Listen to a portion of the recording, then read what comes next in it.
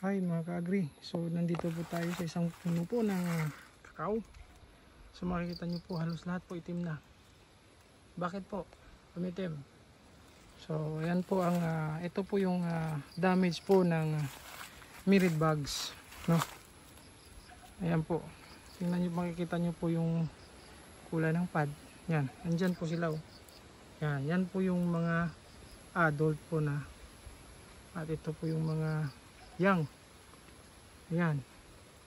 Ito po good one po yan. Yan kasi spider yan. No. Yun po itong mga itim na ito. Ito po yung damage nila. So kung masubrahan po, mangingitim. Although hindi pa naman po ito patay. Kuwan pa po ito. Ang loob niya oh. Fresh pa po. Pero sino ba makakagusto ng ganitong itsura ng ano? Lahat po yan. Nandiyan po sa taas oh. Yan. May makita po ako na ano, pinapatay ko na lang kasi lumilipad po itong adult niya. Ito po yung female. Yan. Yan po yung female niya. Lumilipad din po yan. Yan po. Yan po yung mga maliit.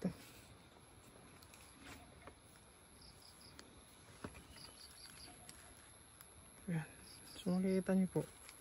Yan pa po siya. Pero hindi na siya magiging productive yung ano nyo kung hindi nyo po ano siya i-cure po. Dapat po masprayan na ito ng insecticide.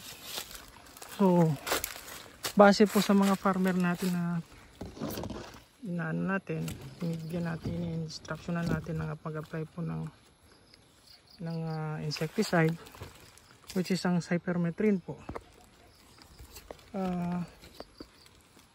Effective naman daw po.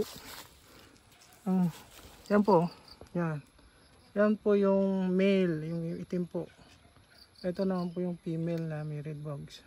Yan. Kita mo yan po yung itim na body niya. Yan. So lumilipad po yan. Mabilis lumipad po yan. Pagkakuan. Ang dami pong kanila. Population na dito. So papaspray po natin to. Yan po. Ito po. Yan. Lumilipad na yung iba. Lumilipad. Yung iba nag-stay. Yan po. Ito po yung lalaki. Yan. Babae po ito. Babae po ito. So may kwan po siya. Meron po siyang belly or yan. Try po natin maghanap ng lalaki.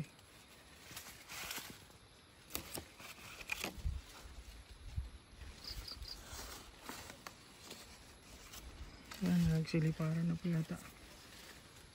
Yung po yung sa taas. Makikita niyo po. Yan. Dami po nila sa isang pan po.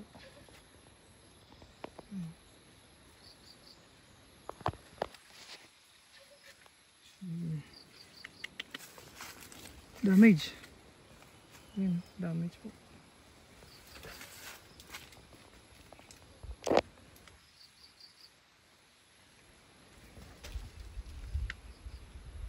Yan po yung lalaki.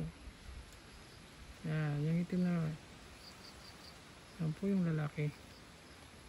Yan, mirid bugs.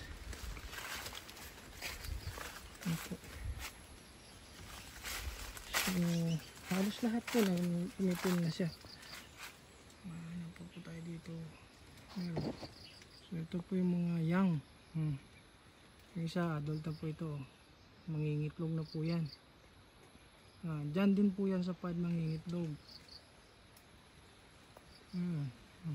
Parang mga gagamba po. So yun po yung damage nila. Sinasap po nila yung outer layer po ng ating ng ating kakao. So may nakita po ako dito, dalawa na nakita ko, praying mantis po. I think ito ang kumakain sa ating sa ating mga peste po. Kasi ito po siya, ito yung isa. praying mantis. Tapos dito sa kabila meron din. I think siya po yung kumakain. Ayan, ayun po, ito po yung isa. Yan, kita nyo yan. And kung saan po yung may praying mantis, wala akong may nakitang mealybugs. Yan po. Ay, andun sa likod. Sa likod niya. Yan o. Kita niyo po. Yun. So, it might be beneficial insects po itong si praying mantis po. Pinakain niya yung mga peste po ng kakao. Like yung mealybugs. Ito po. Yan. Close up po sa natin.